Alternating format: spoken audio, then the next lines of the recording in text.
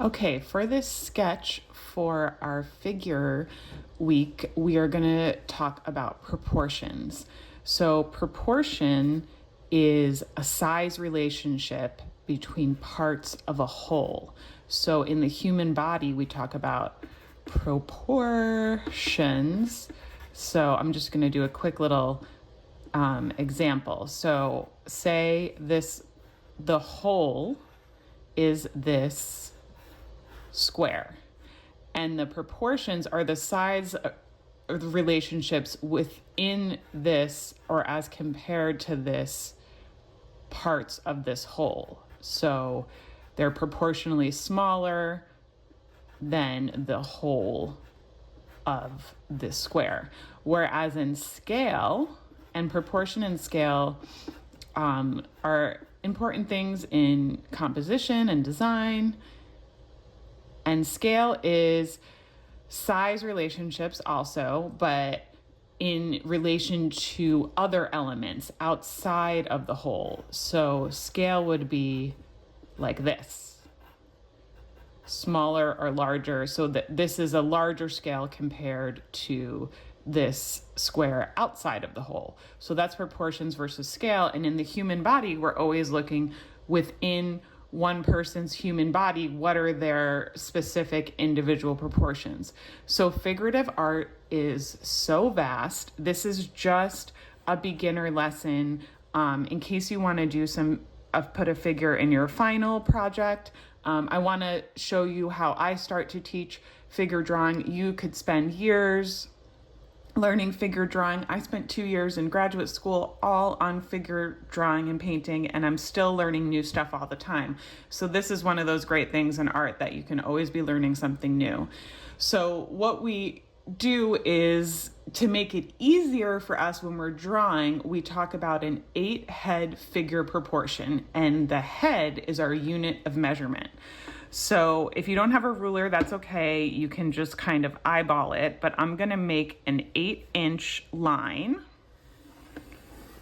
and I'm going to make dashes at each inch marker, including the top and bottom. So we're gonna have 8 sections in here that are going to equal our 8 heads.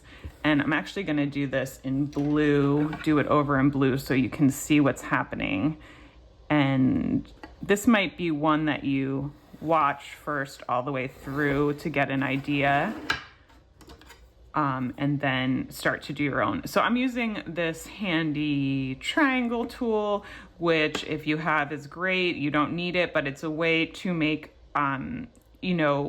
straight lines without using a T-square. So I'm lining this edge, it has a right angle here. So I'm lining this against the edge of the paper. And I'm gonna make these lines long just so I can show you what I'm talking about. You don't have to do this. Yours can stay just smaller dashes, but I wanna have some long lines here for you just for the example. So this is how I make parallel lines quickly without having to get a whole T-square out. If you don't know what a T-square is, that's totally fine. It's just for making these straight lines. You could also use graph paper for this if you have some at home. That might be helpful. So every individual human body, of course, is very different. And this kind of 8-head proportional scale is just something we do in drawing to get like a basic guide. And the way you make someone look like who they are, which is we call like capturing the likeness of a person in drawing, is by telling how they're individually proportioned and how that's going to be different than this guide, right? Nobody's actual human body is looking exactly proportional. What makes us individual and unique is how we have our own proportions within our own body. So you're looking at every subject with the head as the unit of measurement. Okay, so I'm gonna show you what that kind of means. So I have these 8 sections, an 8-inch line, and the first section is the head. So the head's kind of this egg shape, right? Does not have to be perfect. And I'm going to show you over here just to illustrate what I mean by 8 heads and what I mean about the head as the unit of measurement. So each of these lines equals a head. So then we can think about the head as like, how many heads are the arm? How many heads are the leg? And you can start comparing. So you can see where you have individual proportions is you can look at your subject, the person you're drawing, and see how their proportions match up to their own head as the unit of measurement. And so this is for an adult, and when you look at a child, their head is enormous. And so that's how you can look up online. There's so many examples and diagrams of how to do children versus adult for head size. But this is a simple way that artists have been using for, am I gonna say centuries? For a long time. And it is handy. But I just want to make it clear that this is not meant to be like what everybody's body looks like. This is just a way to start to understand proportions as a quick lesson. And the way you make an actual person look like who they are is by finding their own individual proportions. And 8 heads isn't really accurate even for like if you were to average out all bodies, which everybody's so different, so that's hard to do. But usually 7.5 heads is what people would do, but 8 is way easier because you can divide it in half, makes your life a whole lot more simple. Okay, so the next thing we're gonna do is draw the shoulders, and I'm going to use green for the joints. The joints I'm gonna do so if you think about like the shoulder joint, and like the bone joints, the big joints, and the elbows and the knee, we're gonna do in green. So if you kind of do 2 heads on each side, it's just, you can kind of eyeball it or sketch them out and bring that line down. That's usually where the shoulder bone is. And the shoulder joint is kind of in between, in the middle of the second head. Now this is, of course, different on everybody. So I usually start with these joints in the shoulder, and then I'm gonna use another color, and then I always start after the head with the ribs and the hips. So the rib cage, I'm going to draw, you can make a square or kind of a rectangle. And how I usually draw it within the square is curved and then curved down like that. And the shoulder joints, are in here. So that's the rib cage.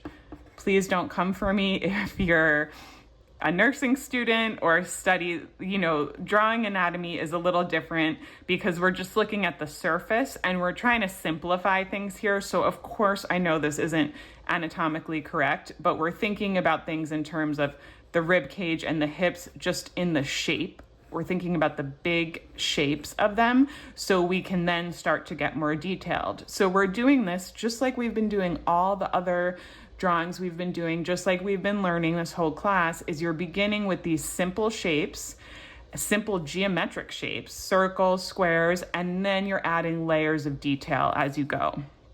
So I'm gonna draw my rib cage shape, and it comes down to the bottom of the third head.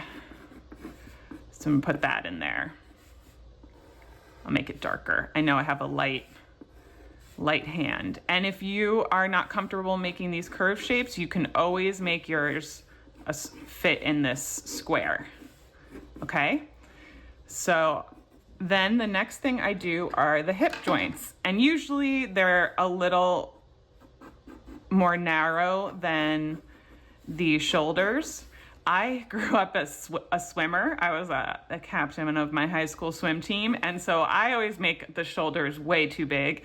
And I think that's one of those like biases that we all have, right? In the body, is that we see around every day, everybody's going to have a different idea about the proportions, and that's okay. I want you to make yours the way you see it. Okay, so the hip joints are generally going to sit on at the bottom of the fourth head. So on this line where this is the center line here, which makes it easy. That's where the hips live.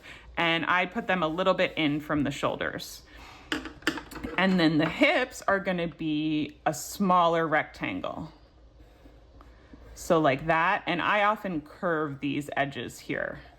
So I often make it like rectangle. And I do leave a little space because between the rib cage and the hips is the spine, right? That's going down the center here.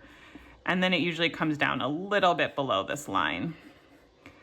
And so that's just the shape of the hips that we're getting in there. So rib cage and hip shapes in these square and rectangle, and you can curve them if you want to, but you don't have to, are really how we start getting poses too. In the drawing this week, we'll do different poses, and you'll see how important the ribs and the hip are to get proportional. Okay, I'm going to start adding the arm joints. So we have the shoulder joint here, and then we have the elbow sitting on line 3 here, the bottom of the third head. And then we have the wrist, which I'll make a smaller circle, the bottom of line 4 here. And then the hand is always bigger than you think. If you've seen that thing where like the hand is the size of your face, or you might have seen things where like your foot can fit between your wrist and your elbow. That's all proportional stuff. And you know, everybody's different, but the hand goes all the way down to the bottom of line 5. So we see this whole arm starting to take shape. Shoulder, elbow, wrist, bottom of fingers if your hand's like leaning out. Again, everybody is so different. So don't, make yours. This is just practice. And then when you're drawing in life or trying to get an actual figure, yours will look different. Okay, I'm going to make the lines that connect these. Again, I know this isn't how the bones are, but it just helps to make kind of like a center line and helps you see what I mean. And then for the hand, I like to do this kind of shape. And then I usually do this just so I remember, okay, that's where the thumb is. So it's as if the hand is, I don't know if I can do this, just like that. Let me see, like that, resting. And just hanging down naturally. Okay, next we are going to go to the knees. So the knees sit on the bottom of line 6, the kneecaps, that's like where the bottom of the kneecaps are. It's kind of like connect the dots. And I usually make them a little closer to center than the hips. And then the feet come all the way down to the bottom. And I usually just do my feet like this to start. And those can even go closer to the center line. I know this is not perfect and it's okay. And for the hips, your hip bone comes out like that. Again, all you STEM students, I know this is not the actual anatomy, but it helps us get the structure of the figure and get our little stick figure. So we are drawing stick figures basically. Okay, so this is how I usually start a drawing, just to get everything kind of proportioned and in place before I'm adding any detail. You do not have to do yours in color. You can do yours just in pencil. And if I'm drawing it, these lines are really light, so then I can keep adding detail on top of it. So I'm getting basic shapes and lines in. Oh, here, this is the hips. Thinking about the basic shapes and lines, and then I am adding more detail. So we can come in here, and this part you don't have to do. If you get the basic shapes and lines, you can just leave it, but usually the arm will be like that. And then this is the elbow, remember? And sometimes I draw my joints like this just so I can get a sense of how it's moving. And then it comes out like that. something I learned while I was doing my graduate studies is there are no concave shapes in the human body. So say this is the center line of the elbow to wrist. So concave would be like this, caving into the center, and that is a no. All of the lines in the human body are convex, and that's because the muscle shapes, if you want to start to get into anatomy, are all these are usually shaped like this, muscles and ligaments. So if you see something that looks concave, it's usually two convex lines overlapping. And that's where the concavity looks like. So if you do this where you exaggerate the overlapping, it does look a little more realistic if you're getting into drawing muscles and stuff.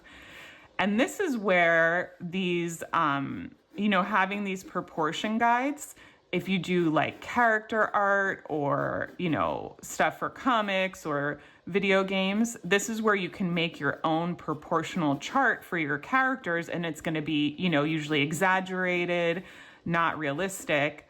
But you can all see my swimmer shoulders here, but it's good to have strong shoulders. And we have the neck comes out here, right? So the neck is this convex line, and then what makes it look concave is there are these muscles here that you see, right? And that's what makes it look like that swoop of the shape. And the eyes are in the center of the head, which is always confusing. You do not have to draw all these details. That's the bottom of the nose and the mouth. You can see where we start to get a person, right? I know it looks like a robot. And then I just start to add the fat pads, the muscles that are here, and then we have the hips come out. And then just get the shape of the thighs, which again, I usually do like the upper arm, like a kind of U shape here at the bottom. So I'm always thinking about how things are bending and coming out from the center. And then we have the calf muscles coming out. I think the one in the middle is a little higher. And again, you can see I'm kind of making like straight lines for these and then curving them because it's easier to make that straight line. And then you can go. Okay, you don't have to do all this detail. I just like to show you in case you want to, and so you can see how it all comes together. We have the big toe here, right? We're looking at it straight on. 2, 3, 4, 5. Getting smaller. 2, 3, 4, 5. And so that's like the foreshortening of the foot. Sometimes I just draw the big toe. And then you can, from this is where you can keep adding detail. But for our purposes, for this sketch, all you really need are where the joints are and where the rib and the hip are and where all these joints and lines. So the green and purple stuff. And obviously the head is in blue. And this is a happy little robot shape with good musculature. And the hands just resting at the side there. So that's it for this. We're going to use this for the drawing, so make sure you keep it. And the point of this is you practice it a bunch of times, and we're going to practice a lot of stuff in the drawing, and then you don't need these lines. You don't need these guides once you practice it. But it is something that if you've done this before is always good to come back to. I'm always coming back to it and learning something every time I teach it. So it's always good to practice. All right, just keep this for the drawing and have fun with it. Don't stress if it doesn't look like mine. This is just practice. Remember, I've done this so many times, so it's okay if yours doesn't look great. It's just a guide.